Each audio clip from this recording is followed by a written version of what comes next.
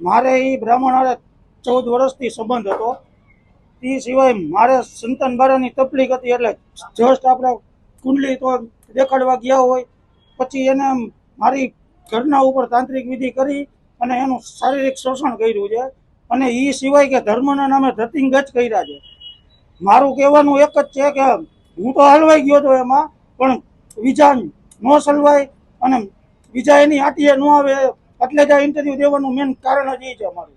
અને મેં તાલુકા પોલીસ સ્ટેશનમાં 32 દિવસ પહેલા અરજી આપેલી છે, તોય છતાંય પોલીસે હજી કોઈ પણ જાતની કાર્યવાહી કરેલી નથી. તો આનું કારણ શું? ધર્મના નામે ધતિંગ કરી મારી સાથે 5 વર્ષ શારીરિક શોષણ કર્યું. મારા પતિ સાથે એમને 14 વર્ષથી સંબંધ હતો અને ધાક ધમકી આપતો કે આ વાત કોઈને તું કરીશ તો હું તારા પતિ અને તારા પુત્રને મારી નાખીશ. મારી શક્તિની તને ખબર છે, હું મહાદેવનો ઉપાસક છું. આવી રીતે મને ધાક ધમકી આપતો. છેલ્લે કંટાળી અને મેં મારા પતિને બધી સત્ય હકીકત જણાવી દીધી.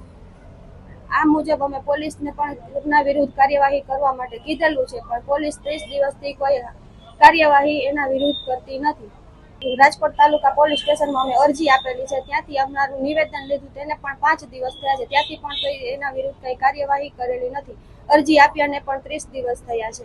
અમારે ત્યાં અમે ત્યાં મવડીમાં 5 વર્ષથી ત્યાં રહેતા હતા. 5 વર્ષથી મારી સાથે શારીરિક શોષણ કરતો, મારા પર તાંત્રિક વિધિ કરેલી છે. અમારે સંતાન બારાની તકલીફ હોવાથી અમે કુંડલી ને એ બધું એમને બતાવતા અને મારા પતિને એમને કુંડલી એ બધું અમે બતાવતા.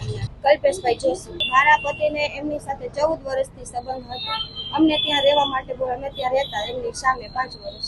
એ મને દીકરી કહેતો કે એની ઉંમર 47 કે 48 વર્ષ, તું મારી દીકરી છે. મારા પતિ પણ તેમને બધી કુંડલી અને એ બધું એમને બતાવતા અને એમણે કીધું કે સંતાન બારાની તકલીફ છે. પછી એમને મને આ વાત કરી અને મારા ઉપર તાંત્રિક વિધિ કરી અને મારું શારીરિક શોષણ કર્યું. મને બેભાન કરી અને મોઢે સુંઘાડીને.